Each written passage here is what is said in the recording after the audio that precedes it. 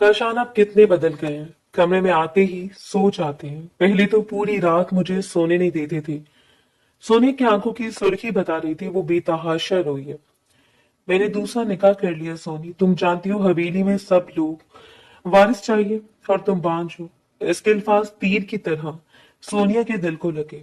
ठीक है काशान, आज के बाद आप मेरी शक्ल नहीं देखेंगे।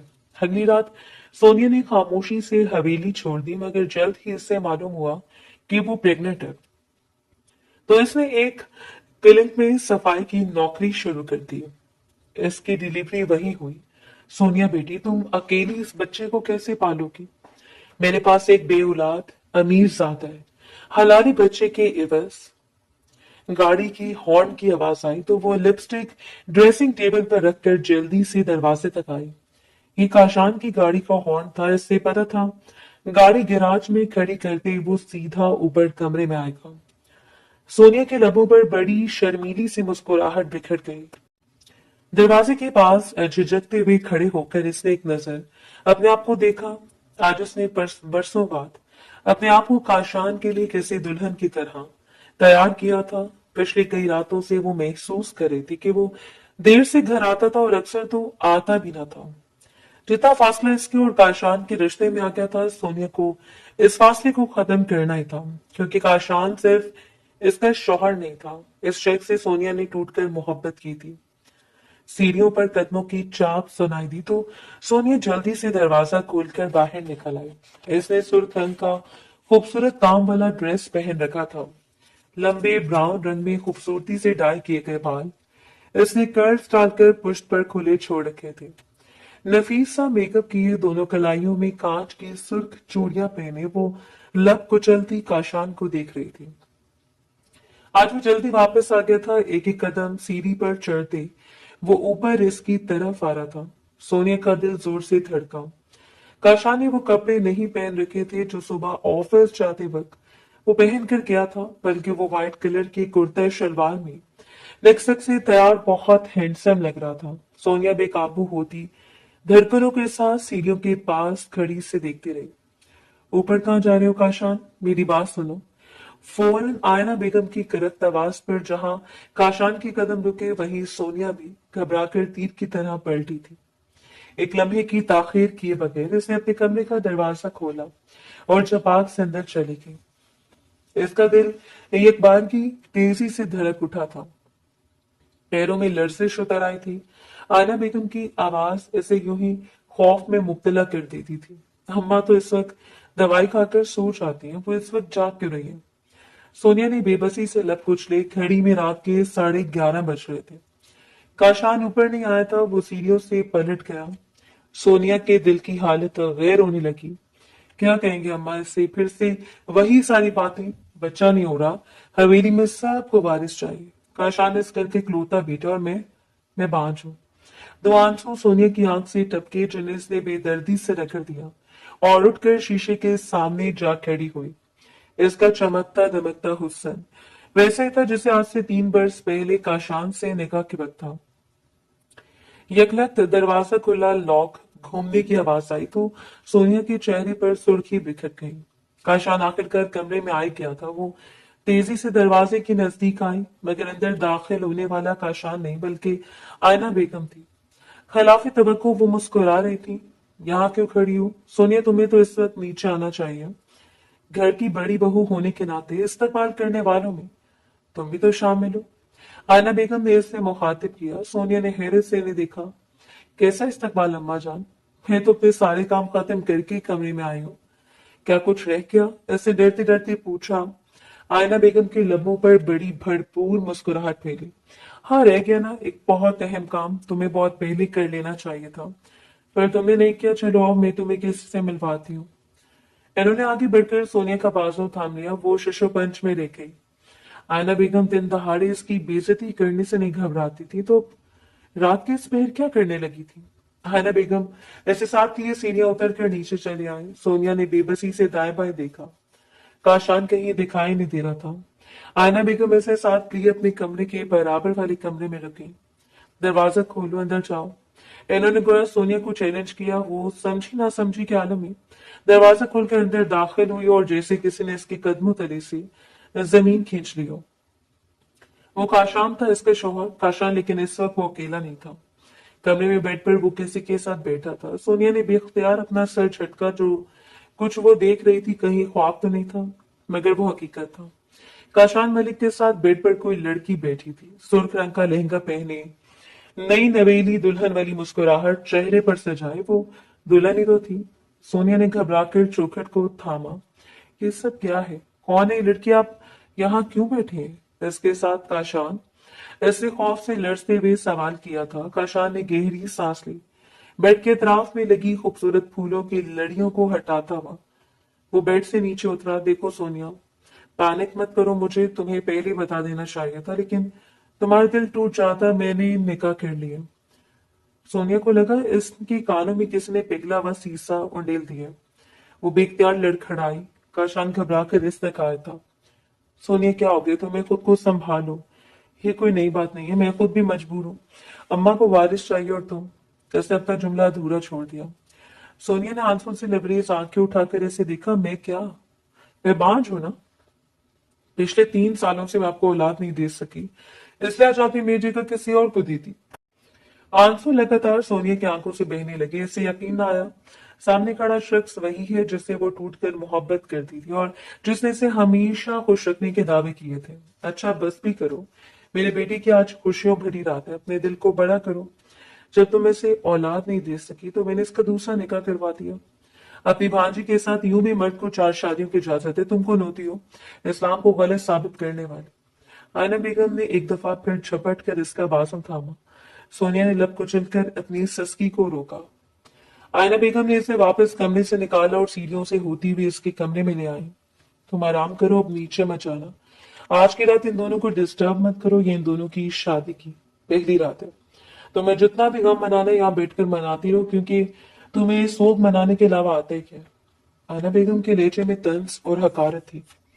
सोनिया ने बेबसी से अपनी पलकें मींच ली। इसकी सास इससे नफरत करती थी क्योंकि मलिक काशान ने सोनिया से 3 वर्ष पहले अपनी मर्जी से शादी की थी। मोहब्बत की शादी सोनिया ने एक सिसके ली। ये कैसी मोहब्बत थी जो सिर्फ औलाद ना होने की वजह से खत्म हो गई? इसकी टांगें शल होने लगी। तकरीबन 10 मिनट गुजरे थे जब कमरे का लॉक आहिस्तगी से घुमा और मलिक काशान कमरे में दाखिल हुआ। मैं तुम्हारी वजह से परेशान हो रहा था सोनिया, खुद को संभालो। ये सब मैंने मजबूरी में किया, अपनी खुशी से नहीं। वो भारी कदमों से चलता इसके सामने आ खड़ा हुआ। सोनिया ने खुद को रोकने की कोशिश की, मगर वो किसी टूटी हुई डाल की तरह यकलक इसके सीने से जा टकराई थी। अगले लम्हे वो फूट फूट कर रो रही थी। मेरा क्या कसूर था? सिर्फ यही कि मैंने आपसे मोहब्बत की थी। मैं आपको औलाद नहीं दे सकी। कितनी बार मैंने आपसे कहा कि हमें किसी अच्छे डॉक्टर को दिखाना चाहिए, लेकिन आपके लिए यही आसान था कि आपने दूसरी शादी कर ली। मैं आपके बगैर नहीं रह सकती, मैं मर जाऊंगी। काशान प्लीज ऐसा मत करें। वो इसकी गिरफ्त में मचल रही थी, तड़प रही थी। मलिक काशान ने गहरी सांस लेते इसे अपने बाजू में मुकेर किया। अम्मा चाहती थी कि मैं दूसरा निकाह कर लूं सोनिया, वरना तुम जानती हो तुम इतनी हसीन हो कि मुझे कभी किसी की जरूरत ही महसूस नहीं हुई। काशान मलिक की सांसें बोझिल हो रही थी। सोनिया की गुर्बत में वो यूं भी पिघल जाया करता था और आज तो वो फूलों से लदी हुई कोई शाख मालूम हो रही थी। सोनिया ने बेबसी से नफी में सर हिलाया। प्लीज मत जाए, मेरे साथ ये जुल्म मत करे। वो टूट कर बिखर रही थी। काशान ने इसे चुप करवाना चाहा, मगर इतने बड़े नुकसान के बाद वो चुप कैसे होती? इसकी मोहब्बत तो रेत की माने जिसके हाथों से फिसलती जा रही थी। लम्हे सिरकने लगे। मलिक काशान जैसे इसके सामने हार मानता चला जा रहा था। इस आहिस्तगी से सोनिया का चेहरा ऊपर किया और बस यही वो लम्हा था जब इसने वापस नीचे जाने का इरादा तय कर दिया। ये जाने बगैर कि आयना बेगम किसी जख्मी नागिन की तरह नीचे मंडला रही थी। कई बार इन्होंने ऊपर सोनिया के कमरे में जाना चाहा, मगर लब भींच कर वापस पलट गए। न जाने कब उतरेगा इस लड़की का जादू काशान के सर से। इसका तो कोई पक्का बंदोबस्त करना पड़ेगा। वो नए सिरे से कोई साजिश बुन रही थी और सोनिया इस बात से बेखबर सिर्फ इसी में खुश थी कि काशान ने इससे वादा कर लिया था कि सुबह होते ही वो अपनी दूसरी बीवी को छोड़ देगा। लेकिन यह सोनिया की भूल थी। वो आधी रात के वक्त ही कमरे से चला गया था। सुबह अजानों के वक्त सोनिया की आंख खुली तो बिस्तर खाली था। वो अपनी जगह सुन सी रही कि कितनी देर तक इसे यकीन ही नहीं आया कल रात हुआ क्या था। फुट फुट कर रोने के सिवा इसके पास और कोई चारा भी ना था। न जाने वो कितनी देर तक रोती रही और फिर शॉवर लेकर जायनमाज पर खड़ी हुई। इसकी बेचैन दिल को किसी सूरत करार नहीं आ रहा था। मुझे काशान से बात करनी चाहिए, वो ऐसा किस तरह कर सकते हैं? किसी अच्छे डॉक्टर से ट्रीटमेंट करवाएंगे तो औलाद हो जाएगी। अभी तो ज्यादा वक्त भी नहीं हुआ, बस 3 साल तो गुजरे हैं।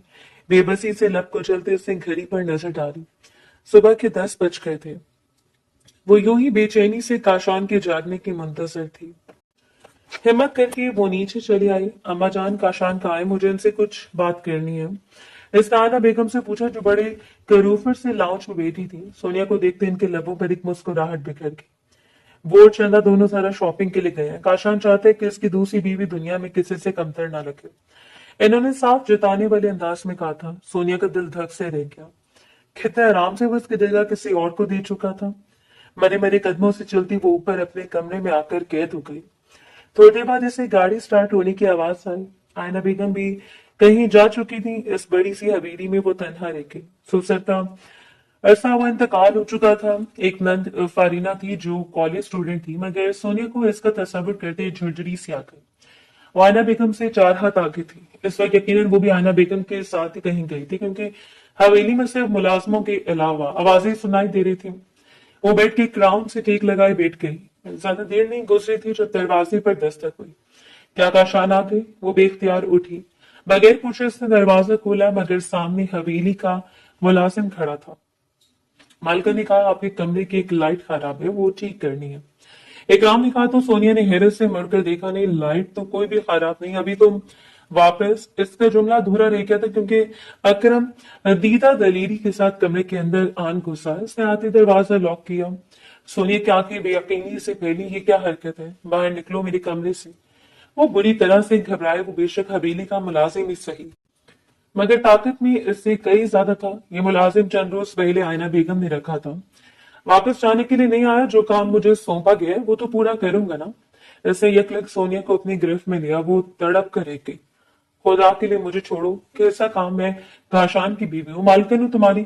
वो बुरी तरह से घबराई थी। अकरम ने खींचकर इसका दुपट्टा जमीन पर फेंका और इसका चेहरा हाथ में दबोचकर इस पर झुका। इस बात की तो सजा देनी है तुम्हें कि तुम काशान की बीवी हो। इसने अपनी गिरफ्त मजीद सख्त की। सोनिया ने तड़प कर इसे खुद से दूर करना चाहा था, मगर वो मुकम्मल तौर पर बेबस थी। अकरम की खरोंचे से जा बजा अपने जिस्म पर लगती हुई महसूस हो रही थी। वो वाज़ेह तौर पर इसके साथ जबरदस्ती कर रहा था। सोनिया के हलक से घुटी घुटी सी चीखें निकली। कोई है, बचाओ, काशान तुम्हें जान से मार देंगे। वो सिसकियों के दरमियान चिल्लाई, मगर अकरम के चेहरे पर फैली मगरूर मुस्कुराहट बता रही थी कि इसे इस काम के लिए तगड़ी रकम दी गई है। वो इसे घसीटता हुआ बेड की सेंध ले जा रहा था। सोनिया के साफ सुन पड़ने लगी। खुद को बचाने की आखिरी कोशिश की। पूरी तौर पर इसका हाथ पीछे पड़े गुलदान पर पड़ा और इसने आओ देखा ना ताओ पूरी कुव्वत से गुलदान उठाकर अकरम के सर में दे मारा। एक करा इसके लबों से निकली और इसने अपने दांत सोनिया की गर्दन में गाड़ दिए थे। सोनिया के हलक से एक दिल खराश चीख निकली। इसने पूरी कुव्वत से अकरम को पीछे के सम धकेला था और इसके सर से खून बह रहा था। सोनिया की सांस बंद होने लगी। अकरम ने इसे गाली दी। सर पर हाथ रखे वो उठ रहा था। कब तक बचेगी? मालका ने तेरा फैसला कर लिया। मैं नहीं तो कोई और, लेकिन तेरा ऐसा हाल होगा कि तू खुद को पहचान नहीं पाएगी। वो फनकारता हुआ एक दफा फिर इसकी तरफ बढ़ रहा था। सोनिया ने बेबसी से अपने लब कुचले। यहाँ से बचाने वाला कोई नहीं था और वो अंधाधुंध कमरे से बाहर निकली। जूता इसके पैरों में न था, सिर्फ दुपट्टा ही था। पागलों की तरह नीचे आकर इसने इस कमरे का दरवाजा खोला जहां रात काशान और इसकी बीवी रुके थे। इसका दिल गोया मुट्ठी में आ गया। बिस्तर की चादर शिकनदार थी। कमरे में जा बजा फूल बिखरे हुए थे, मगर काशान अंदर नहीं था। सोने ने घबराकर सीढ़ियों की तरफ देखा। अकरम नीचे आ रहा था। सोने के पास बचाव का कोई रास्ता नहीं था। वो उल्टे कदमों हवेली के बाहर के सिमत भागती चली गई। हवेली में कोई और मुलाजिम मौजूद नहीं था। यहां तक कि दरवाजे पर गार्ड भी नहीं था। सारा प्लान पहले से तरतीब शुदा था। भागते भागते इसके कदम शल होने लगे। वो हवेली से काफी दूर निकल आई थी। अब तो इसकी टांगे भी जवाब देने लगी थी। आंखों से बहते आंसू की वजह से इसे कुछ दिखाई तो नहीं दे रहा था, इसलिए अचानक किसी ठोकर लगी और वो किसी पत्थर से टकराई थी। औंधे मुंह वो तारकोल की सड़क पर जा गिरी। एक करा सोनिया के लबों से निकली। इस सरजमीन से टकराने पर इसका माथा जख्मी हो गया था। खून की एक पतली सी लकीर इसके चेहरे से होती हुई बह रही थी। क्यों क्या मेरे साथ आपने ये सब काशान? मुझे किसी हकीर कीड़े से भी ज्यादा अर्जा कर दिया आपने। वो बामुश्किल खुद को संभालती सड़क के बीचों बीच बैठ गई। इसकी सांसें बेतरतीब हो रही थी, वो मजीद नहीं भाग सकती थी, बस रो सकती थी। सो इसने वही किया। सड़क के बीचों बीच दोनों बाजुओं घुटनों के गिर्द लपेटे वो यकदम फूट फूट कर रोने लगे। काफी देर तक वो रोती रही, मगर काशान वहां नहीं था जो इसे चुप करवाता। आखिरकार वो उठ खड़ी हुई। अब हवेली वापस जाने का सवाल ही नहीं होता था। तो इसे अपने बाप के घर ही जाना था। अरसा हुआ इसका बूढ़ा बाप बीमार था। वो तब तक चलती रही जब तक इसे एक फैमिली ने लिफ्ट नहीं दे दी। सिद्दीकी साहब इसे अपने दरवाजे पर देखकर साकित रह गए, मगर सोनिया के चेहरे पर सारा हाल लिखा था। काशान ने दूसरा निकाह कर लिया। अब्बा, क्योंकि मैं इसे और औलाद नहीं दे सकी, इस हवेली में आपकी बेटी के कोई जगह नहीं है। थके हारे निढाल अंदाज में इसने बाप को इतला दी। वो जैसे खड़े थे पूरे कद के साथ जमीन पर आन गिरे। सोनिया घबरा कर इन पर झुकी। अब्बा जान प्लीज उठे, ऐसा मत करें, मेरे पास अब और कोई रिश्ता नहीं बचा, प्लीज आप मत जाए। उसने घबरा कर सिद्दीकी साहब को झंझोड़ा जो अपने दिल पर हाथ रखे नीले पड़ते जा रहे थे। वो उल्टे कदमों घर से बाहर निकली। इत्तेफाक से गली में रिक्शा जाकर नजर आ गया था। ऐसे रिक्शे वाले की मदद से वो सिद्दीकी साहब को नजदीकी अस्पताल ले आई। वो अस्पताल ज्यादा बड़ा नहीं था, मगर चूंकि वो प्राइवेट था इसलिए काउंटर पर सोनिया को रोक लिया गया। वो बार बार अपनी हथेलियां मसलती, आंखों में आए आंसू साफ करती। काउंटर क्लर्क की मिन्नत समाजित कर रही थी। देखिए, मेरे पास इस वक्त कैश नहीं है, मैं जो रिक्शे से आई हूँ। ऐसे भी मैंने अपनी गोल्ड की चेन दिया, प्लीज ये गोल्ड की रिंग रखिए, मेरे अब्बा को एडमिट तो करें प्लीज। वो शदीद बेबस थी। काउंटर वाली लड़की ने झंझला कर इसे देखा। क्या हो गया मोहतरमा, आपको ये कोई सुनार की दुकान है क्या? मरीज को दाखिल करने से पहले जाकर कैश का बंदोबस्त करो। सोनिया ने मुड़कर एक नजर अपने बाप पर डाली। वो स्ट्रेचर पर लेटे अपनी आखिरी सांसें गिन रहे थे। तुम लोग इंसान हो या कसाई? बस पैसा चाहिए तुम लोगों को। इस दुनिया में कहीं इंसानियत जिंदा बची भी है या नहीं? कहाँ जाऊं, अपने बीमार बाप को लेकर मर जाऊं क्या? शायद इस तरह तुम सबको सुकून मिल जाए। वो एकदम काउंटर पर खड़े खड़े जोर से चिल्लाई। काशान के दिए हुए सारे दुख ताजा हो गए थे। वो इस बात से बेखबर थी कि किस तरह चिल्लाने पर जहां बाकी कई लोगों ने मुड़ मुड़ कर इसे देखा था, वहीं इमरजेंसी रूम की तरफ जाते डॉक्टर राहील ने भी हैरत से मुड़कर देखा। काउंटर के पास खड़ी वो उलझे बिखरे से हुलिये वाली लड़की, जिसका दुपट्टा बेतरतीबी से शानों पर पड़ा था, इसका सफेद लिबास गिर्द से मलगजा हो रहा था, जिसके चेहरे पर आंसू के मिटे मिटे से निशानात थे। वो साकित खड़ा रह गया, इतना मुकम्मल हुसन और इतना बेबस। वो बेख्तियार इसके पास आया। क्या मसला है मिस फरवा, आप इनके पेशेंट को अंदर क्यों नहीं जाने दे रहे?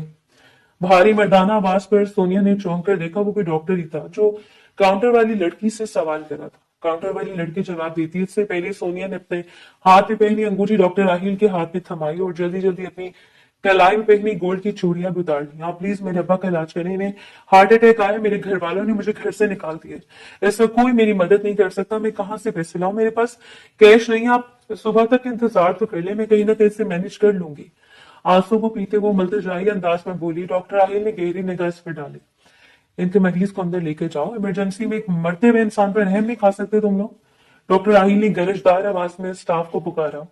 इसकी पुकार पर जैसे सब में थरथरी सी मच गई थी। दो मुलाजमीन स्ट्रेचर को घसीटते अंदर की सिमत ले जाने लगे। सोनिया ने एहसान मंदी से डॉक्टर राहील को देखा, मगर वो पलट गया था। मगर जाने से पहले से सोनिया की अंगूठी और इसकी चूड़ियां वापस काउंटर पर रख दी थी। तुम्हारी किस्मत अच्छी है कि डॉक्टर राहील आज यहाँ मौजूद है।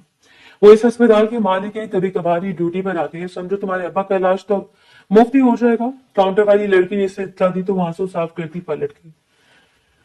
सिद्दीकी साहब को इमरजेंसी में दाखिल कर दिया गया था। इन्हें शदीद हार्ट अटैक आया था। डॉक्टर राहील इसे अस्पताल के मालिक थे और साथ साथ हार्ट सर्जन भी। इसने इर्द गिर्द हर किसी से डॉक्टर राहील की तारीफें सुनी थी। दोबारा किसी ने भी इससे फीस का सवाल नहीं किया, यहाँ तक कि दवाइयां और इंजेक्शन मंगवाने के लिए भी डॉक्टर राहील अस्पताल के मुलाजमीन को दुराते रहे। फजर की अजानों के वक्त सिद्दीकी साहब को आईसीयू में मुंतकिल कर दिया गया। डॉक्टर राहील बाहर निकले तो वो घबरा कर अपनी जगह से उठ खड़ी हुई। मेरे अब्बा कैसे हैं? वो बच तो जाएंगे ना? मैं हॉस्पिटल की सारी रकम अदा कर दूंगी, आप प्लीज इनका प्रॉपर इलाज कीजिए। इसके घबराए आंसुओं में भीगी आवाज पर डॉक्टर राहील ने बगौर इसको देखा कि आपने किसी ने रकम का तकाजा किया है। वो पूछ रहा था। सोनिया ने नफी में सर हिलाया। तो फिर दोबारा पैसे का जिक्र मत करना, और फिलहाल हम सिद्दीकी साहब को आईसीयू में रखेंगे। इनकी हालत कुछ ज्यादा ठीक नहीं है, तुम चाहो तो अपने घर जा सकती हो या किसी रिश्तेदार को यहाँ बुला लो। वो दोनों हाथ सीने पर बांधे इत्मीनान से इसके सामने खड़े हो गए। सोनिया ने सर झुका लिया। कोई रिश्तेदार नहीं है, बस मैं ही हूँ अब्बा के साथ। इसकी आवाज में कर्ब उतर आया। डॉक्टर राहिल चंद लम्हे तक इसे देखते रहे। वो शदीद थकी हुई लग रही थी। तो फिर ठीक है, मजबूरन तुम्हें यहाँ रुकना पड़ेगा। वो पलट गए। सोनिया ने तशक्कुराना निगाहों से समस्या को देखा। इनकी उम्र 30 या 32 साल के दरमियान थी। डॉक्टर राहिल की पर्सनैलिटी इंतहाई ग्रेसफुल थी। आंखों पर लगा हुआ नफीस से फ्रेम वाला चश्मा और जीन्स के ऊपर पहनी कॉलर वाली शर्ट जिसका हाल रफ सा था, और अपने सफेद कोट इन्होंने दाएं बाजू पर डाल रखा था। साफ लग रहा था कि वो अब घर जा रहे हैं। सोनिया को बेचैनी से हुई। इसने शीशे के दरवाजे के बाहर सिद्दीकी साहब को देखा। इनके चेहरे पर निकाह था। पता नहीं अब तक ठीक होंगे। इसके दिल में एक हुक सी उठी। अब तक तो काशान को भी पता चल गया होगा कि मैंने वो हवेली छोड़ दी। क्या पता वो मुझे ढूंढने आया हो। लेकिन क्यों आएगा? वो तो अपनी नई बीवी के साथ अपनी जिंदगी शुरू कर चुका है। सोनिया ने पलकें चिपकाकर अपने ढेरों आंसू अपने अंदर उतारे और पांव समेट कर कुर्सी के ऊपर रख लिया। डॉक्टर राहिल चंद घंटों बाद दोबारा अस्पताल वापस आए तो वो इन्हें किसी कुर्सी के ऊपर सकर समेट कर सोती हुई दिखाई दी। वो बेआवाज इसके ऐन सामने जाकर खड़े हो गए। आहट महसूस करते वो घबरा कर जागी। तुम्हें कुछ साइन करने होंगे। तुम्हारे अब्बा का ऑपरेशन करना है। वो सुबह की निस्बत काफी फ्रेश लग रहे थे। सोनिया सर हिलाती हुई उठ खड़ी हुई, मगर इससे पहले कि वो लोग जाते, आईसीयू से नर्स घबराकर बाहर निकली थी। पेशेंट की हालत खराब हो रही है, आप प्लीज अंदर आइए। सोनिया के कदमों तले से जमीन निकली। राहिल तेजी से दरवाजा खोलकर अंदर दाखिल हो गया। सोनिया की रंगत जर्द पड़ने लगी। शीशे के इस पार ऐसे नजर आ रहा था डॉक्टर राहिल और इनके साथ जूनियर डॉक्टर्स ने किस तरह इसके अब्बा को वापस होश में लाने की कोशिश कर रहे थे। अब्बा ऐसा मत करें, मेरे साथ प्लीज मत जाए। वो सर पड़ते वजूद के साथ वहीं खड़ी रही, मगर इसने डॉक्टर राहिल के चेहरे पर फैलती मायूसी देख ली थी। इसका पूरा वजूद दुआओं में ढल गया। अब इस पूरी दुनिया में अब्बा के सिवा इसका कोई नहीं था। मगर चंद मिनटों बाद जब डॉक्टर राहिल कमरे से बाहर निकला तो इसका चेहरा बता रहा था कि वो एक दफा फिर खाली हाथ रह गए। आई एम सॉरी सोनिया, तुम्हारे अब्बा इस दुनिया में नहीं रहे। कोई पहाड़ था जो सोनिया के सर पर टूटा था, वो भड़ी रेत की मानिंद जमीन पर गिरती चली गई। इसने डॉक्टर राहिल को खुद पर झुकते देखा। इनके मजबूत बाजुओं ने इसे जमीन पर गिरने से पहले थाम लिया था, मगर वो अपने होशो हवास खो चुकी थी। दोबारा इसकी आंख खुली तो वो सोई जागी सी कैफियत में थी। कोई मुसलसल इसका नाम पुकारा था। सोनिया ने भारी होती पलकें बामुश्किल खोलकर देखा। ऐसे हिबला सा खुद पर झुका दिखाई दिया। वो डॉक्टर राहिल थे। होश में आओ सोनिया, 2 दिन हो गए तुम्हें बेहोशी हुए। हमने तुम्हारे फादर की तदफीन करनी है। मुझे बताओ, क्या तुम्हारा कोई रिश्तेदार है जो आएगा, या मैं हॉस्पिटल की तरफ से इनकी तदफीन करवा दूं? सोनिया को इसके हाथों को थामे पूछ रहे थे। सोनिया ने डूबते जहन को झटक कर होश में आना चाहा। कोई नहीं है हमारा, आप अब्बा को दफन कर दें। काशान नहीं आएगा, वो तो अपनी दूसरी बीवी के साथ। अल्फाज सोनिया के लबों में दम तोड़ के वो एक दफा फिर बेहोश हो चुकी थी। डॉक्टर राहिल ने बेबसी से बेहोश पड़ी इस लड़की को देखा जिसका वजूद मुख्तलिफ ड्रिप्स में जकड़ा हुआ था। 2 दिन हो गए बॉडी को अस्पताल में रखे हुए। ज्यादा देर करना मुनासिब नहीं, हॉस्पिटल की तरफ से तदफीन कर देनी चाहिए। सोनिया को रिकवर होने में काफी वक्त लगेगा, और यूं भी ये जिस कंडीशन में है फिलहाल ये पुरसकून हो रही है तो अच्छा है, वरना इसे और इसके बच्चे दोनों को नुकसान पहुंच सकता है। डॉक्टर राहील ने साथ खड़ी नर्स को हदायत दी। सोनिया की रिपोर्ट इनके हाथ में थी जिसमें साफ लिखा था कि वो मां बनने वाली है। हमल बिल्कुल इब्तदाई मराहिल में था। सोनिया इस बात से बेखबर थी कि जिस खुशी के इंतजार में इसने 3 बरस गुजार दिए, यहाँ तक कि काशान को भी खो दिया, वो खुशी बिलाखिर इसकी झोली में डाल दी गई थी। सिद्दीकी साहब की तदफीन कर दी गई। सोनिया को 5 दिन के बाद होश आया। डॉक्टर राहिल कमरे में आया तो वो बेड की ऊंची सी पुष्ट के साथ टेक लगाए नींद दराज थी। डॉक्टर राहिल को आता देखकर इसने उठने की कोशिश की। लेडी रहो, तुम्हारे लिए फिलहाल आराम ज्यादा जरूरी है। इन्होंने गहरी नजरों से सोनिया का जायजा लिया। कुछ तो था इस लड़की में जो इन्हें अपनी तरफ मतवज्जो करता था। आपका बहुत शुक्रिया, आपने अब्बा का इलाज किया और मेरा भी, लेकिन अब मुझे यहाँ से जाना चाहिए। मैं कहीं जॉब करके हॉस्पिटल की रकम अदा कर दूंगी, वो धीमी आवाज में बोली। डॉक्टर राहिल के लबों पर एक मुस्कुराहट बिखर गई। इस हालत में जाओगी? खून की बेहद कमी है तुम्हारे अंदर, इतनी कमजोरी है, तुम खुद को नहीं संभाल सकती, नौकरी कैसे करोगी? वो इत्मीनान से कुर्सी सीट कर इसके सामने बैठ गए। सोनिया ने उलझन भरी नजरों से इनको देखा। इस हालत में क्या मतलब? बीमार तो सभी होते रहते हैं, लोग काम करना तो नहीं छोड़ते। वो चिढ़ गई थी। छोटी सी नाक गुलाबी पड़ने लगी। डॉक्टर राहिल ने दिलचस्पी से इसे देखा। मेरा मतलब है कि तुम प्रेग्नेंट हो क्या? तुम्हें इस बात का पता नहीं था? वो हैरान थी। सोनिया ने एक झटके से सर उठाया। क्या कहा आपने? मैं प्रेग्नेंट? ये कैसे मुमकिन है? सोनिया ने बेयकीन लहजे में पूछा। इसका पूरा वजूद जल्जलों की जद में आ गया था। तुम प्रेग्नेंट क्यों नहीं हो सकती? आई मीन तुम मैरिड हो। तुमने कहा था तुम्हारे हस्बैंड का नाम काशान है। तुम बेहोशी में ऐसे पुकारती रही थी। तो फिर तुम इतनी शॉक्ड क्यों हो गई हो? डॉक्टर राहिल के चेहरे पर उलझन फैल गई थी। सोनिया के साकित वजूद में दरार पड़ी। इसने बेख्तियार अपने पेट पर हाथ रखा। मुझे यहाँ से जाना है अभी। और इसी वक्त झटके से वो बेड से नीचे उतरी। डॉक्टर राहिल भी अपनी जगह से उठ खड़ा हुआ। कहाँ जाओगी? काशान के पास। तुम कहो तो मैं इसे यहाँ बुला लेता हूँ। तुम मुझे इसका फोन नंबर दो। डॉक्टर राहिल ने आगे बढ़कर इसका रास्ता रोका। सोनिया ने झंझलाकर इनको देखा। क्यों कर रहे हैं आप इतना सब कुछ मेरे लिए? क्या लगती हूँ मैं आपकी? आज के जमाने में इतने एहसान की वजह क्या है? वो जैसे फट पड़ी थी। डॉक्टर राहिल खामोशी से इसे देखते रहे। तुम्हें इस हाल में ज्यादा ट्रेवल नहीं करना चाहिए। एक कदम पीछे हटकर इन्होंने सोनिया को रास्ता दिया। वो साकित खड़ी रही और फिर अचानक दोनों हाथों में चेहरा छुपाकर फूट फूट कर रोने लगी। मैं कहाँ जाऊं? इस शख्स ने चंद दिन भी इंतजार नहीं किया। ये बच्चा मैं भी तो इसे दे सकती थी। फिर इसने दूसरी शादी क्यों की? वो सिसकती रही। डॉक्टर राहिल खामोशी से इसके सामने खड़े रहे। सोनिया को रोता देखकर इनको तकलीफ हो रही थी। तुम कहीं नहीं जाओगी, यहीं रहोगी। यह अस्पताल मेरा है। यहाँ कई जूनियर डॉक्टर्स की रिहाइश भी है। दाएं तरफ पूरा मेटर्निटी होम है। तुम वहां के ऑफिस वर्क कर सकती हो। मैं तुम्हें इसकी प्रॉपर सैलरी दूंगा। रिहाइश के लिए तुम्हें कमरा भी मिल जाएगा। क्या ये सब ठीक है या फिर कुछ और भी चाहिए? वो इंतहाई नरमी से पूछा था। सोनिया ने भीगती पलकें उठाकर इससे देखा और आहिस्तगी से नफी में सर हिला दिया। वो शख्स वाकई कोई फरिश्ता था। राहिल के फोन करने पर एक बूढ़ी सी औरत कमरे में दाखिल हुई। वो जीनत बुआ थी। सोनिया का हाथ थामकर वो इसे मैटरनिटी होम में ले आई। ये तुम्हारा कमरा है। डॉक्टर साहब ने कहा है तुम्हारा बहुत ख्याल रखना है, लेकिन तुम सुबह सुबह ऑफिस में आ जाना। राहिल साहब ने कंप्यूटर का काम तुमसे कराने को कहा है। मैं बड़ी डॉक्टर से तुम्हारी मुलाकात करवा दूंगी। जीनत बुआ कहकर चली गई तो सोनिया ने कमरे का जायजा लिया। साफ सुथरा सा कमरा था। जरूरत की हर शय वहां मौजूद थी। कैमरा लॉक करते वो खामोशी से बेड पर लेट गई। इससे काशान से पहली दफा शदीद नफरत महसूस हुई थी। मैं बांझ नहीं थी। 3 साल तक तुम और मेरी माँ मुझे बांझ कहते रहे। ये थी तुम्हारी मोहब्बत। बस चंद दिन इंतजार नहीं कर सकी। इसने बेबसी से गड़बड़ ली। वो बस काशान को भूल जाना चाहती थी, इसलिए इसे डॉक्टर राहील के दिए हुए इस मौके को जाया नहीं किया था।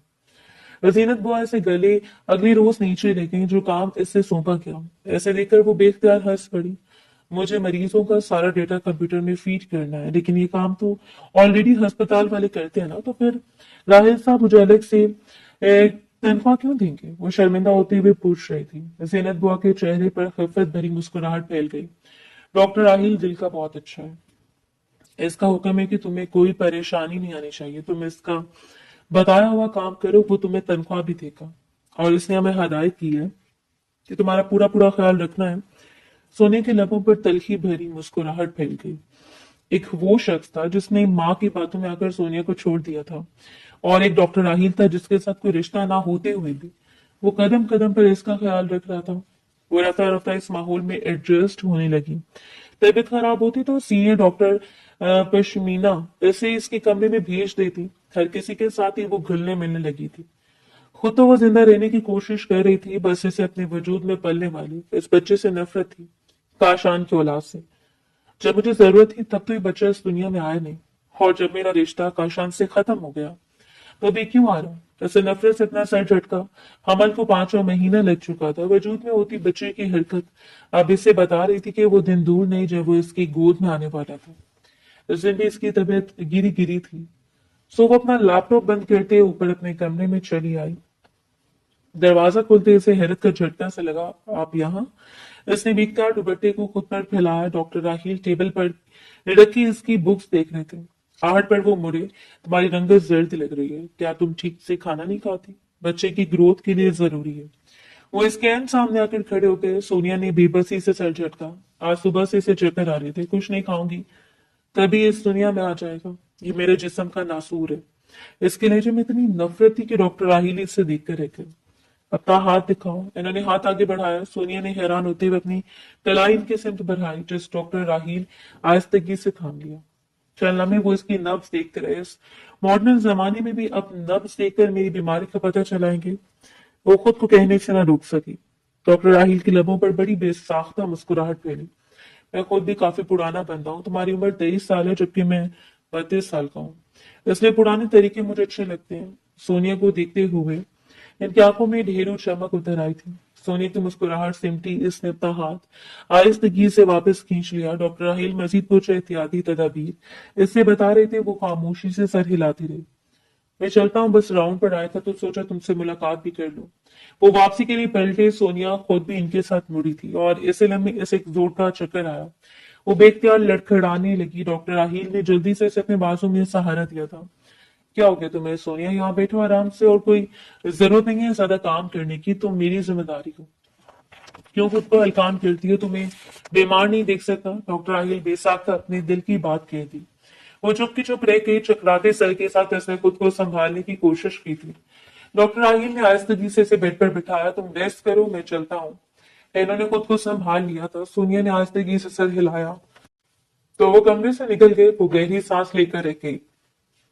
डॉक्टर राहील की पसंदीदगी इससे ढकी छुपी नहीं थी, मगर इससे अपने वजूद में पलते इस बच्चे से शदीद नफरत थी। फुप्पा ख्याल क्यों रखती? इसी शाम जब जीनत बुआ ने इससे पूछा कि वो मुस्तकबिल में क्या करेगी, तो वो एकदम चटक पड़ी कि क्या करूं मैं मुस्तकबिल का? मैं इस बच्चे को नहीं पालूंगी। डॉक्टर राहील मेरा खर्च उठा रहे हैं। क्या इन्होंने ठेका ले रखा है काशान की औलाद को पालने का? वो शख्स जिसने मुड़कर भी मेरा नहीं पूछा, इसकी आवाज में आंसू उतर आए। जीनत बुआ इसे चंद लम्हे देखती रही, फिर इन्हें कुर्सी खिसका कर इसके करीब हुई। मेरी बात सुन, मेरी बेटी एक बड़े घर में काम करती है, इसका मालिक औलाद के लिए तड़प रहा है। इसे एक बच्चा चाहिए, लेकिन इसकी शर्त यह है कि वो बच्चे की माँ से मुलाकात करेगा और बच्चे के बाप का पूछेगा। मैं तो कहती हूँ जन्म देकर इस बच्चे को उसके हवाले करते। डॉक्टर राहील जैसा दौलतमंद और नेक आदमी तो मैं दोबारा नहीं मिलेगा। जीनत बुआ की बात पर वो स्वयं से रह गई। इसे मजीद किसी बात में दिलचस्पी नहीं थी, मगर काशान की औलाद इसे रोज बरोज नफरत बढ़ती जा रही थी। पेट में बच्चे ने हल्की सी हरकत की तो सोनिया के लबों से एक सिसकी निकली। जी तो चाहता अपने हाथों से तुम्हें खत्म कर दूं, मगर अच्छा है जिस तरह काशान ने मुझे तड़पने के लिए इस दुनिया में छोड़ दिया, मैं इसकी औलाद को भी किसी और के दर पर फेंक दूंगी। वो नफरत की इंतहाओं पर थी। इसे जीनत बुआ से इस आदमी को बुलाने का कह दिया, मगर जीनत बुआ का ख्याल था कि इसे मजीद चंद महीने रखना चाहिए। जहां इतना सब्र कर लिया, वहां चंद महीने और सही, वक्त तो यूं भी पड़ लगाकर ही उड़ा था। हमल का 7वां महीना खत्म होने वाला था। डॉक्टर पश्मीना इसका बाकायदगी से चेकअप कर रही थी। इन्होंने इसे खुशखबरी सुनाई कि इसकी कोख में पलने वाला बच्चा एक लड़का है। सोनिया की नफरत मजीद बढ़ गई। इस रोज वो अपने कमरे में खड़ी झंझलाए अंदाज में अलमारी में कपड़े रख रही थी, जब दरवाजे पर दस्तक हुई। खाना वापस ले जाए जीनत बुआ, मुझे नहीं खाना। नहीं मरता ये बच्चा मेरे ना खाने से, इसे शदीद बेजारी से जवाब दिया। जवाबन दरवाजा खुल गया। हाथ में पकड़ी शर्ट अलमारी में पटकते इसने मुड़कर देखा। वो बेसाख्ता लड़खड़ाई। इसे अपनी नजरों पर यकीन नहीं आया था। दरवाजे में काशान खड़ा था। सोनिया को अपने सामने देखकर वो खुद भी इतना ही हैरान था जितनी सोनिया थी। आप क्यों आए यहाँ? आप मुझे यहाँ से भी निकलवाना चाहते हैं? बर्बाद तो कर दिया आपने मुझे, तो फिर वापस क्यों आए? वो एकदम हिस्ट्रियाई अंदाज में चिल्लाने लगी। काशान को देखकर इसके सर में धमक सी होने लगी थी। काशान भी इख्तियार चंद कदम सामने आया। इसने बेयकीन नजरों से सोनिया के सरापे को देखा। ये कैसे मुमकिन है? तुम तो बांझ थी, तुम कैसे? ओ मेरे खुदा! काशान ने जैसे अपना चिकराते सर को थामा। सोनिया के चेहरे पर नफरत भरी मुस्कुराहट फैल गई। हाँ, मैं बांझ थी, मगर अब नहीं। आपका दिया हुआ ये नासूर मेरे वजूद में पल रहा है। बर्बाद कर दिया काशान मलिक आपने मुझे। आंसू सोनिया की आंखों से टूट टूट कर बिखरने लगे। काशान चंद कदम चलकर इसके सामने आया। मुझे माफ कर दो सोनिया, प्लीज घर चलो। मैंने कहा नहीं तुम्हें ढूंढा, तुम हवेली छोड़कर क्यों चली गई थी? मैंने दूसरी शादी की थी ना, कोई गुनाह तो नहीं किया था। वो आज भी अपने आप को डिफेंड ही कर रहा था। चली जाए यहाँ से अब आप भी। इसी वक्त मुझे आपकी शक्ल भी नहीं देखती। वो अपनी भारी भरकम वजूद को संभालते वो पीछे हटी। इसे मजबूरन दीवार का सहारा लेना पड़ा। काशान भी इख्तियार सामने आया। मैं वापस नहीं जाऊंगा। तुम इस बच्चे को जिसे देना चाहती थी वो शख्स मैं ही हूँ। ये तो मेरी खुशकिस्मती है कि मुझे सामने मेरी अपनी बीवी और मेरी अपनी औलाद मिल गई। वो तेजी से इसके करीब आया तो सोनिया ने इसे परी धकेलना चाहा। सिर में होती हुई धमक शिद्दत इख्तियार कर गई। पेट के निचले हिस्से में अचानक इसे शदीद दर्द महसूस हुआ। हाथ मत लगाएं, चले जाएं यहाँ से। मैं खुद को भी मार दूंगी और इस बच्चे को भी। वो घुटनों के बल जमीन पर गिरी थी। आंखों के आगे अंधेरा छा रहा था। काशान ने घबराकर इसे संभालना चाहा, मगर वो बुरी तरह से चिल्लाई। मैंने कहा ना मुझे हाथ मत लगाए। इसके चीखने की आवाज सुनकर जीनत बुआ घबराए हुए अंदाज में कमरे में दाखिल हुई। वही तो काशान को यहाँ लाई थी, मगर वो अकेली अंदर नहीं आई। इनके साथ डॉक्टर राहील भी अंदर आए थे। क्या हुआ सोनिया को? वो घबराकर सामने आए। जमीन पर गिरती सोनिया तड़प रही थी। इसके पेट के निचले हिस्से में उठती दर्द की टीसें बढ़ रही थी। वो लेबर पेन था। इसका ब्लड प्रेशर खतरनाक हद तक बढ़ चुका था। इसे फौरन ऑपरेशन थिएटर में शिफ्ट करवा कर देर की तो सोनिया और इसका बच्चा दोनों खतरे में पड़ जाएंगे। डॉक्टर राहिल के हाथ पांव सर्द पड़ने लगे। सोनिया इस हाल में अपने सामने तड़पते देखना इनके लिए आसान नहीं था। काशान ने चुपती नजरों से डॉक्टर राहिल को देखा, जो दोनों बाजों में सोनिया को उठाए कमरे से निकल रहे थे। इसे शदीद हसद महसूस हुआ था, मगर वो बेबस था। सोनिया को ऑपरेशन थिएटर में पहुंचा दिया गया। इसका ब्लड प्रेशर शूट कर गया था। सीनियर डॉक्टर्स भी परेशानी का इजहार कर रहे थे। ऐसे में डॉक्टर राहील ऑपरेशन थिएटर के बाहर साकित अंदाज में खड़े थे। काशान मलिक लब खींचे दाएं बाएं टहल रहा था, जब डॉक्टर पश्मीना ने बाहर निकल कर डॉक्टर राहील की गोद में एक नन्ना मुन्ना सा वजूद ला थमाया। बच्चा हैरत अंगेज तौर पर सेहतमंद है। हालांकि 7वें महीने की पैदाइश है, लेकिन बच्चा बिल्कुल नॉर्मल है। डॉक्टर राहील, हाँ बता, सोनिया का ब्लड प्रेशर अभी नॉर्मल नहीं हुआ, ऐसे अंडर ऑब्जर्वेशन रखना पड़ेगा। डॉक्टर राहील ने इख्तियार शुक्र का सांस लिया। काशान ने नफरत भरे अंदाज में ये मंजर देखा। ये मेरा बेटा है, इसे उठाने का हक सिर्फ मुझे है। ऐसे आगे बढ़कर बच्चा डॉक्टर राहील के हाथों से ले लिया। वो कुछ नहीं बोले। खामोशी से पलटकर वो डॉक्टर पश्मीना से सोनिया की कंडीशन के बारे में बात करने लगे थे। सोनिया को होश में आने में पूरी रात लगी। सुबह के करीब इसके हवास बहाल हुए तो उसने डॉक्टर राहील को अपने करीब खड़े पाया। कैसी तबीयत है? वो इसे पलकें खोलता देखकर फौरन इसके पास आए थे। खुश होते गले के साथ सोनिया ने बमुश्किल इशारे से पानी मांगा। डॉक्टर राहील ने साथ पड़े छोटे से कप में पानी डालकर इसकी तरफ बढ़ाया। रुको, मैं तुम्हें सहारा देता हूँ। इन्होंने इसे कंधों से थामकर मामूली सा ऊपर किया। होश और बेहोशी के दरमियान भी सोनिया को इनका एहसास से भरा लम्स महसूस हुआ था। पानी पीते उसकी हालत जरा बेहतर हुई। मेरा बच्चा कहाँ है? वो जिंदा तो है ना? सोनिया ने बेताबी से पूछा। डॉक्टर राहिल की लबों पर मुस्कुराहट बिखर गई। तुम तो इसे मार देना चाहती थी, अब अपने बच्चे के मुतालिक पूछ रही हो। सोनिया चुप के चुप रह गई। एकदम ऐसे एहसास हुआ कि जिस मासूम जान से इसे शदीद नफरत महसूस हो रही थी, अब वो इसे देखने के लिए बेताब थी। सारी नफरत, सारा गुस्सा खत्म हो गया था। तुम्हारा बच्चा पैदा होते ही काशान मलिक ले गया था। डॉक्टर राहिल की बात किसी पहाड़ की तरह सोनिया पर टूटी थी। वो झटके से उठी। दर्द की एक टीस इसके लबों से निकली। वो मेरे बेटे को भी मुझसे छीन लेकर जाएगा। कहाँ है वो? मुझे मेरा बच्चा वापस ला दे प्लीज। आखिर वो मुझे तकलीफ देने से बात क्यों नहीं आता? वो बिखरती सांसों के दरमियान बामुश्किल बोली। डॉक्टर राहील ने इसे कंधों से थाम कर आहिस्तगी से वापस बेड पर लेटाया। रिलैक्स हो जाओ सोनिया, ये मेरा हॉस्पिटल है। यहाँ से मेरी मर्जी के बगैर कोई कहीं नहीं जा सकता। तो काशान तुम्हारे बच्चे को लेकर क्यों जाएगा? बच्चा नर्सरी में है। चूंकि तुम बेहोश थी तो डॉक्टर पश्मीना ने आय की जिम्मेदारी लगाई थी कि वो बच्चे को फीड करवाए और इसका ख्याल रखे। मैं भी इन्हें कॉल कर देता हूँ। डॉक्टर राहिल बगौर इसकी बिगड़ती हुई हालत को देख रहे थे। वो शदीद बेचैन थी। कुछ देर बाद जब आया के हाथ बच्चा कमरे में आया, तब इसके चेहरे पर सुकून फैला। नन्हा सा वजूद गोद में लेते ही इसकी आंखों में 2 आंसू टपके। कितनी शदीद नफरत की मैंने इससे, और अब मेरा जी चाहता है इस दुनिया की कोई तकलीफ ना पहुंचे। सोनिया नन्हे से वजूद को खुद में भींचे रो रही थी।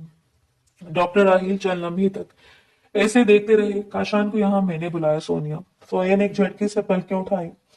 इसे यकीन नहीं आया कि डॉक्टर राहील ने जो कुछ कहा था वो सच था। इससे बहुत बड़ी गलती हुई है। जब तो मेरे पास आई, मैंने तभी सारी तहकीकात करवा ली। इसकी दूसरी बीवी से छोड़कर जा चुकी है। किस वजह से वो तुम्हें खुद ही बताएगा, मगर मैं तुम्हें इसलिए तड़पता हुआ देख चुका हूँ। मुझे यही बेहतर लगा कि मैं किसी बहाने से सिया बुला लूं। वो एक बच्चे का ख्वाहिशमंद था। सो मैंने जीनत बुआ के जरिए से राब्ता किया, और अब वो तुम्हारे सामने, तुम्हारे पास एक और मौका है। अपना घर दोबारा बचा लो। काशान के साथ वापसी इस हवेली में चली जाओ। तुम्हारी असल जगह वही है, मेरा ये अस्पताल नहीं। डॉक्टर राहिल बेतासुर लहजे के साथ कहते चले जा रहे थे। सोनिया ने भी यकीनी से देखा। वो एक झटके से पलटे और कमरे से चले गए। सोनिया साकित रह गई। काशान मलिक अंदर दाखिल हुआ। इसके हाथों में फूलों का बड़ा सा गुलदस्ता था। मेरे साथ चलो सोनिया, मैं तुम्हें अब कोई दुख नहीं दूंगा, हमेशा खुश रखूंगा। अब तो अम्मा का भी इंतकाल हो चुका है और फारीना अपने घर की हो गई है। वो कितने आराम से सारे मामला तय कर रहा था। सोनिया ने बेबसी से इसे देखा और फिर कमरे के दरवाजे को। क्या मैं इतनी अर्जा हूं कि कोई भी मुझे छोड़कर जा सकता है? ऐसे डॉक्टर राहिल के रवैये पर अफसोस हुआ था। ऐसे लगता था कि वो इनके लिए अहम है, लेकिन ऐसा नहीं था। इसने भी लबों तक आने वाली सिसकियों को बामुश्किल रोका। काशान को इसने साथ चलने का अंदिया दे दिया था। इसकी खुशियों को कोई ठिकाना नहीं था। इससे बीवी वापस मिल गई थी। और बच्चा इसलिए तो वो हमेशा से तड़प रहा था। जब वो हॉस्पिटल से निकली तब वेटरनिटी होम का सारा अमला इसे खुदाफिज कह रहा था। जिन्हें बुआ डॉक्टर पश्मीना से अफसुर्दा थी। सोनिया ने तायराना निगाह इन सब पर डाली। डॉक्टर राहील इनमें कहीं नहीं थे। वो एक मसरूफ आदमी है। भला मेरे लिए इनके पास कहाँ से वक्त आ गया। वो अजीब कैफियत का शिकार हो रही थी। सिर झटकते हुए उसने खुद को रोका और काशान के साथ गाड़ी में बैठ गई। इसलिए वो वापस इसी हवेली में चला था जहां से एक रोज वो नंगे सरंगे कदमों भाग गई थी। हवेली के दरवाजे पर खड़े होते से अकरम और इसकी दस्त दराजी याद आई। एक फीके से मुस्कुराहट सोनिया के लबों पर फैल गई। ऐसे पता था अकरम को वक्ती तौर पर हायर किया गया था और अब वो यहाँ नहीं होगा। और ऐसे ही था, हवेली में काफी तब्दीलियां आ चुकी थी। आपकी दूसरी बीवी कहाँ है? सोनिया ने तल्खी से पूछा। काशान जो उसके लिए कमरे का दरवाजा खोल रहा था एकदम रुक गया। चंदा और अम्मा में आए रोज झगड़े होते रहते थे। अम्मा को चंदा की जुबान दराजी पसंद नहीं थी और चंदा ऐसे तो शायद यहाँ कुछ भी पसंद नहीं था। वो तो बस ये दौलत अपने नाम करना चाहती थी। मैंने काफी सारी प्रॉपर्टीज उसके नाम की भी ताकि घर का सुकून कायम रहे, लेकिन वो अम्मा का ही खून थी। इसमें बर्दाश्त कम थी। अम्मा की और इसकी लड़ाई एक दिन इतनी बड़ी कि उसने हाथ में पकड़ी छुरी अम्मा के सीने में घूमती। अम्मा का तो मौके पर इंतकाल हो गया। जब तक मैं घर पहुंचा वो भाग चुकी थी। जितनी मेरी जगसाई हुई और तमाशा बना वो तो एक बिल्कुल अलग बात है। लेकिन फिर भी पुलिस ने इसे पकड़ लिया था। मैं इसे छुड़ाने पुलिस स्टेशन नहीं गया। ये सच है कि वो तुम्हारी जगह कभी नहीं ले पाए। सोनिया उजस के आलम में इंकशाफात करते जा रहा था। सोनिया साकित रह गई। चाह कर भी वो काशान के जिस्मों पर अब यकीन नहीं कर सकी। मेरी जगह नहीं ले सकती थी, फिर भी आपने इसे मेरी जगह पर ला बिठाया ना। वही कमरा है जहां एक रात मैंने आपको इसके साथ दुल्हन बने देखा था। वो गोद में नन्हे सुफियान को उठाए बामुश्किल चलती हुई कमरे के बीचों बीच जा खड़ी हुई। काशान बामुश्किल मुस्कुराया। हाँ, मगर अब तो वो नहीं है। तुम मुझसे इतने शिकवे क्यों कर रही हो? क्या मैंने तुमसे शिकवा किया है कि तुम इस हवेली से क्यों निकल कर गई? मैं अभी तक मर्द हूँ, शक कर सकता हूँ कि मेरी गैर मौजूदगी में तुम इस हवेली से निकल कर क्यों भागी? किसके साथ गई थी? इस अस्पताल में क्यों पहुंचकर वो डॉक्टर राहील वो तुम्हारा इतना ख्याल क्यों रख रहा था? बिल्कुल ऐसे जैसे तुम इसके लिए बहुत खास हो। काशान की आवाज में शक उतरा। सोनिया ने बेयकीनी से रुख मोड़कर देखा। अब आप भी मुझसे इस अंदाज में बात कर रहे हैं? आप मुझ पर शक कर रहे हैं? क्या आपको अपनी माँ ने नहीं बताया कि इन्होंने मेरे साथ क्या किया था? किस हाल में भागते हुए यहां से गई थी मैं, अपनी जिंदगी और अपनी इज्जत बचाकर, और वो भी सिर्फ आपकी वजह से। सोनिया के कदम लड़खड़ाने लगे थे। काशान लब भींच कर ऐसे देखता रहा। मेरी मरी हुई माँ का बार बार जिक्र मत करो, मत इल्जाम लगाओ इनके ऊपर। ना जाने क्या मसला था। पहले तो मैं इनसे और फिर चंदा को इनसे। मैंने दूसरी शादी सिर्फ इनकी खुशी के लिए की थी, और औलाद हासिल करना तो मेरा हक था ना। तुम भी ज्यादा पारसा मत बनो। ये तो मैं हूं जो तुम्हारा ख्याल करके तुम्हें यहाँ वापस ले आया, वरना हकीकत तो ये कि मेरी जगह कोई और होता तो पहले डीएनए टेस्ट करवाता। पता भी चलता है कि बच्चा मेरी औलाद है भी या नहीं। आखिर को जन्म तो तुमने इसे यहाँ से जाने के बाद ही दिया ना। चुनागे से कोई चीज सोने के दिल में टूटी और वो पत्थर की मूर्त बन गई। इसने बेयकीन निगाहों से सामने खड़े इस शख्स को देखा जो झंझलाहट भरे अंदाज में अपने अंदर का जहर उगल रहा था। शायद इस अंदाजा हो गया कि उसने कुछ ज्यादा ही बोल दिया, मगर अब देर हो चुकी थी। देखो सोनिया, मैं झगड़ा नहीं करना चाहता, लेकिन प्लीज मुझ पर इल्जाम तराशी बंद करो। अब हमारी औलाद हो गई है, हमें फिर से नई जिंदगी शुरू करनी चाहिए। वो माजफ खाना अंदाज में कहता उसके करीब आ रहा था। सोनिया लड़खड़ा कर 2 कदम पीछे हटी। आपने 3 साल तक मेरी दी जाने वाली मोहब्बत का मजाक उड़ाया। मुझे तभी समझ आना चाहिए था, लेकिन मैं हमेशा से बेवकूफ हूँ। एक बार फिर मैं बेइज्जत होने के लिए आपके पास इस हवेली में चली आया, जहां ना तो मेरी पहले कोई कदर थी और ना ही अब है। मैं यहाँ से भागकर इसलिए गई क्योंकि आपकी हवेली के एक पालतू मुलाजिम ने मेरी इज्जत पर हमला किया था, और वो भी आपकी माँ के कहने पर। अगर यकीन नहीं आता तो ढूंढ ले इस अकरम को जिससे आपकी माँ ने मुलाजमत पर रखा था। वो एकदम आंसू के दरमियान चिल्लाई। काशान की रंगत मुतगीर पड़ी। ऐसे याद आया कि किस तरह सोने के घर से चले जाने के कुछ रोज बाद ही अकरम को काम से निकाल दिया गया था, और निकालते वक्त आयना बेगम ने इसे ढेरों ढेर रुपया भी दिया था। आज तक कोई बात नहीं समझ पाया तो मगर अभी से समझ आ रही थी। वो जी भरकर पछताया। मुझे माफ कर दो सोनिया, आराम से बैठो, हम बैठकर बात करते हैं। जैसे सोनिया को रोकना चाहा मगर वो हथेली की पुश से अपने आंसू साफ करती नफी में सर हिला रही थी। अब और नहीं, मुझे आना ही नहीं चाहिए था। मैं कहीं भी जाकर अपनी जिंदगी जी लूंगी, मगर यहाँ नहीं। वो उल्टे कदम कमरे से बाहर निकल आई थी। कदम लड़खड़ा रहे थे। 2 रोज पहले होने वाले ऑपरेशन ने जैसे इसकी सारी हिम्मत निचोड़ ली थी। जैसे अपने पीछे काशान की आवाज सुनाई दे रही थी। वो फनकारता हुआ कमरे से बाहर निकल आया। हाँ, लेकिन तुम्हें जाने कौन दे रहा है? मैं अपने बच्चे को खुद से अलग नहीं करूंगा। औलाद के लिए तड़पा हूं मैं। मेरी सारी दौलत और जायदाद रुल जाएगी। तुम यहाँ से एक कदम भी बाहर नहीं निकाल सकती। वो चिल्लाता हुआ ऐन इसके सर पर आन खड़ा हुआ, मगर सोनिया खामोश थी। इस खामोशी के आलम में वो लाउंज के हिस्से को देख रही थी जहां से डॉक्टर राहील अंदर दाखिल हो रहे थे। तुम मुझसे मिले बगैर ही चली आई। तुम्हारे सारे डॉक्यूमेंट्स तो मेरे पास पड़े थे। इतना अरसा तो मेरे पास रही एक अच्छे दोस्त की हैसियत से तो मैं रुखसत करते हुए कुछ देना चाहता था, इसलिए बस यहाँ चल आया। वो दोस्ताना अंदाज में कहते सामने आया। आज वो फॉर्मल हुलिये के बजाय घरेलू से हुलिये में थे। सादा सा ब्राउन कलर का शलवार कमीज पहने, आंखों पर वही नफीस फ्रेम वाला ग्लासेस लगाए। इन्होंने बगौर सोनिया को देखा। वो भागती हुई इन तक गई थी। मुझे आ नहीं रहना प्लीज, मुझे अपने साथ वापस लेकर जाए। मैं कहीं भी रह लूंगी, नौकरी कर लूंगी। आप ये हॉस्पिटल में जैसे पहले करती थी, लेकिन मुझे इस शख्स के साथ नहीं रहना प्लीज। ये आज भी वैसा ही है जैसा पहले था। वो आंसू के दरमियान बोलती लर्ज रही थी। डॉक्टर राहिल ने एक नजर काशान पर डाली जो गुस्से से लाल भभूका हो रहा था। इस डॉक्टर को मेरे और अपने मामले के बीच मत घसीटो। मुझे पहले ही शक था तुम्हारा और इसका कोई ना कोई चक्कर चल रहा है। मेरा बच्चा मुझे वापस करो। अगर तुम्हें जाना ही है तो जहां मर्जी दफा हो जाओ। वो एकदम हलक फाड़ कर चलाया। गुस्से एक साल ने इसे मुकम्मल तौर पर तब्दील कर दिया था। तो वो कोई जाहिल इंसान लगा था जो गैस और गजब के आलम में कुछ भी बोल सकता था। सोनिया ने आंसू के दरमियान अपनी मोहब्बत को देखा जो आज फना होते हुए महसूस हो रही थी। डॉक्टर आहिल ने एक हाथ से इसे अपने पीछे किया। अगर वो यहाँ से जाना चाहती है तो तुम रोकने वाले कौन होते हो? मेरी गलती है कि मैंने इसे तुम्हारे साथ भेजा। तुम्हारा लबो लहजा देखकर तो मुझे खुद पर शर्म आ रही है। इनकी सर्द आवाज मजबूत थी। काशान चलकर इनके सामने आया। और आप कौन होते हैं मुझे रोकने वाले? क्या रिश्ता है तुम्हारा सोनिया के साथ? मेरी तो ये बीवी है, मेरे बच्चे की माँ है। वो गुस्से से गुरा है। डॉक्टर राहील ने सर झटक कर ग्लासेस उतारे। तुम्हारी बीवी अब नहीं रहेगी। मैं तुम्हें खुला का नोटिस भिजवा दूंगा जो सोनिया की तरफ से होगा। रहा तुम्हारा बच्चा तो तुम बाप बनने के लायक ही नहीं हो। वो सोनिया का बच्चा है, वो जैसे चाहे इसकी तरबियत करे। चलो सोनिया। इन्होंने मुड़कर सोनिया को इशारा किया। वो रुके बगैर मुड़ी थी। मोहब्बत करते हो ना तुम इससे? मैं तुम्हारी आंखों में देख कर बता सकता हूँ। वो हलक फाड़ कर चला है। सोनिया ने बेबसी से अपनी पलकें मींच रही थी। डॉक्टर राहील के सामने अपनी जिल्लत इसे जमीन में गड़ जाने पर मजबूर कर रही थी। डॉक्टर राहील इत्मीनान से वापस मुड़े। हाँ, बिल्कुल सही सुना तुम्हें। मैं इससे मोहब्बत करता हूँ, आज से नहीं, इस दिन से जो पहली दफा इसे देखा था, जब भी अपने मरते हुए बाप को लेकर मेरे और इस लम्हे मैंने फैसला कर लिया था कि आज के बाद मैं इसे कभी तनहा नहीं छोड़ूंगा। और मैंने नहीं छोड़ा। मैंने हर मौके पर इसका साथ दिया। बस यहाँ भेजकर मैंने गलती की, लेकिन अब ये गलती मैं दोबारा नहीं दोहराऊंगा। मैं इसकी हिफाजत करूंगा और तुम जैसे घटिया लोगों को सोनिया के नजदीक भी नहीं भटकने दूंगा। इनकी आवाज इंतहाई मजबूत थी। सोनिया दंग रह गई। कितने आराम से इन्होंने अपनी मोहब्बत का इजहार कर लिया था। काशान लब भींच कर रह गया। हर चीज इसने एक बार फिर अपने हाथों से खो दी थी और वो बेतबार मर्द था। और इसने अपने हाथों में आई नेमतों को पहले भी एक बार गवा दिया था और अब एक दफा फिर इसकी आंखों के सामने डॉक्टर राहिल के साथ सोनिया वापस जा रही थी। वो जानता था 2 दिन के बच्चे को वो इसकी मां से नहीं छीन सकता। पछतावा इसके रोम रोम में बस चुका था। बाहर गाड़ी में बैठते हुए सोनिया ने डॉक्टर राहील की तरफ देखा। मैं आपका ये एहसान कभी नहीं भूलूंगी। इसकी आवाज धीमी थी। डॉक्टर राहील ने मुस्कुराकर इसकी जानिब देखा। ये एहसान नहीं, मोहब्बत है।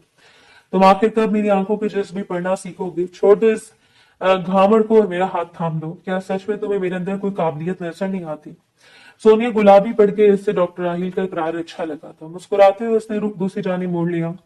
वो इन दोनों की नई शुरुआत थी और डॉक्टर राहील की कोशिशों की बदौलत थी वो बहुत जल्द काशान के रिश्ते से आजाद हो गई थी। और जिस रोज डॉक्टर राहील ने इसकी इद्दत मुकम्मल होने के बाद इसे अपने नकाब में लिया, सोनिया को लगा इसकी जिंदगी भर के दुखों का मुदावा हो गया। डॉक्टर राहील ने सुफियान को बाप जैसा प्यार देने का वादा किया था और सोनिया जानती थी कि वो शख्स वाकई अपने वादे निभाने का अहल था।